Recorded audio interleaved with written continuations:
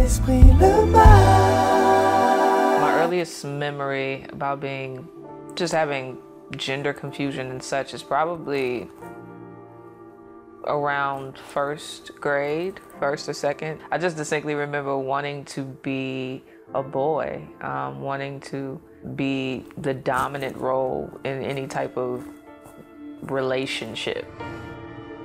My aunt, I think I went to church with her pretty much every Sunday for the first 9-ish years of my life. And I just distinctly remember things like when people would get mad at her, she would like not respond. So seeing her life and always hearing about Jesus and hearing about God, it gave me really early convictions about who he was early. I was always attracted to women. I just didn't acknowledge it because I knew it was wrong. It was just kind of this underlying temptation. 17 was probably when that became more of an attraction to me than men. I was at a homecoming dance at another high school, and this young lady that I knew, she flirted with me. And that was the first time a woman ever flirted with me. It felt natural. That's honestly the best way I could describe it. I was like, this is what I want. Gay clubs, I found interest in those really quickly. Gay pride parades. I was having fun, but a deep soul satisfaction, I didn't have that.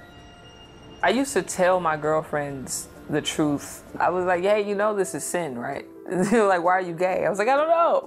But I know this is not right. To know so much about the truth about God and then to continue to live contrary to it, I was always in this constant state of conviction.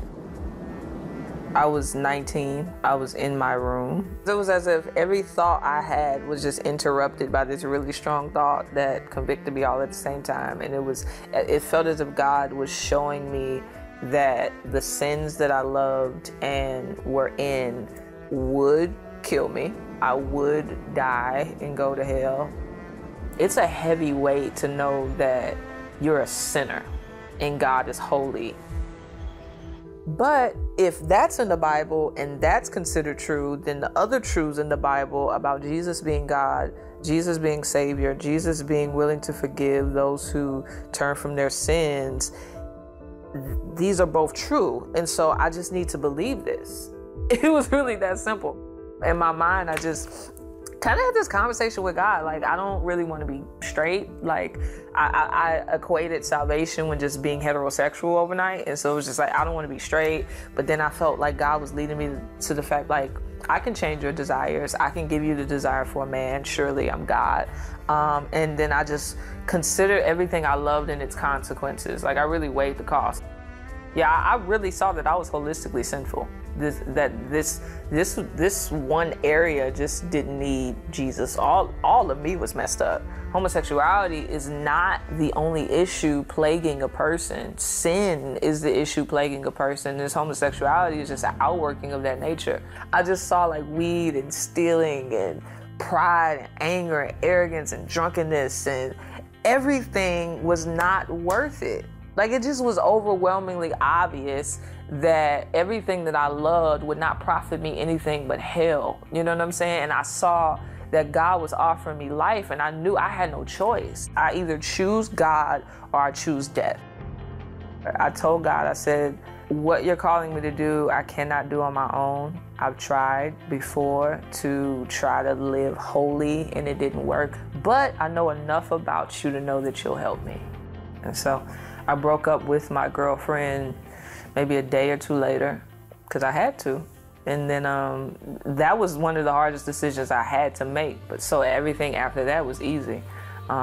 Changed my clothes a week later, got into a church in 2 weeks. Returning to church was cool. They were like really loving people. It was like a family. It was very difficult the first 2 years. Like, God kept me. I think he kept me because I had a community around me. If I did not have Christians around me to help me and pour into me and encourage me, I would have been doomed for the most part.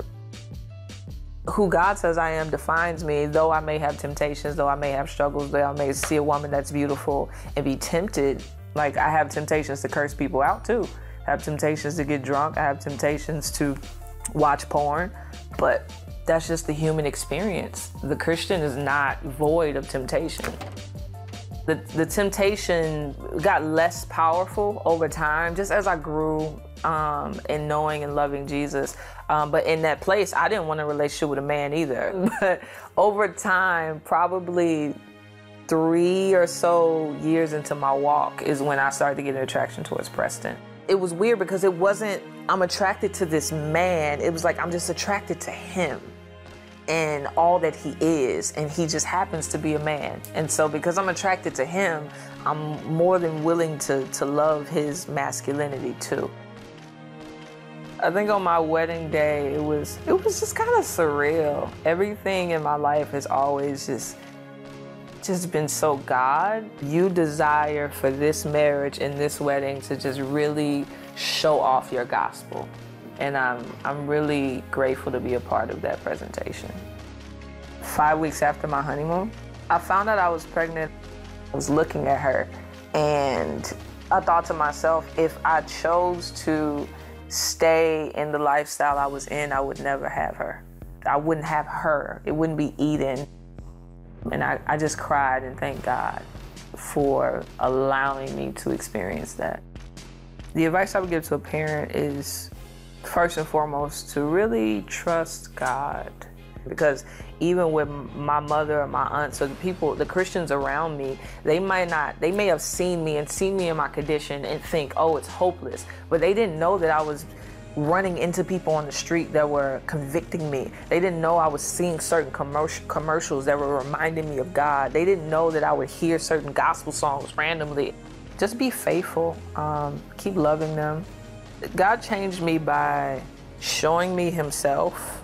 God is aware of what's happening. It's not foreign to him. His son died for them. He loves your children more than you do.